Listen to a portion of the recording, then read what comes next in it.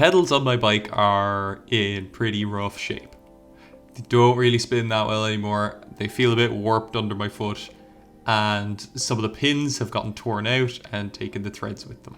So I think after all the work I've done on this bike, it deserves a new set of pedals.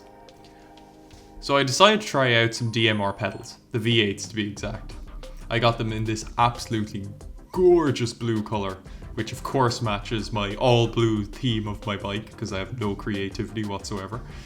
They come with removable pins. All of the pins can be removed with an Allen key. They have reasonably big slots on them, so they shouldn't cake up too much with mud, but that's yet to be seen. And other than that, they're just a really nice looking pedal. I mean, look at them, look at the blue. What I would recommend though is, if you purchase these pedals, you should possibly consider getting the silver or maybe even the black pair, because a lot of the reviews do state that the paint chips very quickly on these pedals. Now, I went ahead anyway against the best advice of the internet and bought the blue ones anyway.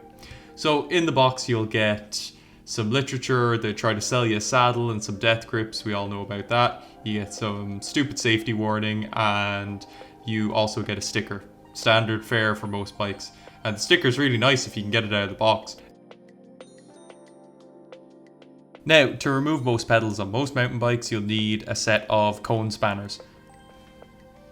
I've had this set of X-Tools cone spanners for longer than I can remember at this point, but they're a pretty good investment if you want to do maintenance work on your bike.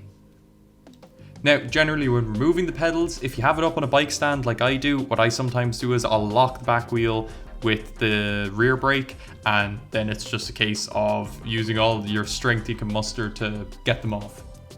Now remember, the left pedal spindle is reverse threaded, so you need to turn it clockwise to remove the pedal when facing the crank arm. The right side is like a normal thread, so you turn it anti-clockwise to loosen it. This is a super simple job and pretty much any beginner can do it. And if you're less clumsy than me, you won't keep dropping your cone spanners. Now when installing the new pedals, what I like to do is get the first few threads started by hand, and then get your cone spanner on there and tighten them up. And remember, the left pedal to tighten it should turn anti-clockwise, and the right pedal to tighten it should turn clockwise. And now using your highly calibrated arm, tighten it down to the manufacturer's specification for torque, and you're good to go. Now, once your pedals are on your bike, you can have a nice oogle at them, and when you're ready to, bring them out for a ride. So there's not a huge amount to say for pedals in terms of feel. I mean, these feel nice and wide underfoot, so there's plenty of support. The pins that are supplied with them are long enough that I found no difficulty with them, though there are longer pins you can buy to install on these. So if you feel like you're not gripping into it enough, or you feel like you want more bite in your shoe while you're cycling, then definitely longer pins can help with that. Really, what is the measure of a good pedal is going to be its durability.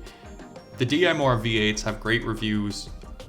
In terms of reliability and durability, there doesn't seem to be any issues. They also have a serviceable dual DU bushing system, which just means that if they start to feel chunky or rough over time, they can be replaced. So again, that just means that you're probably going to get a really good lifespan out of these pedals.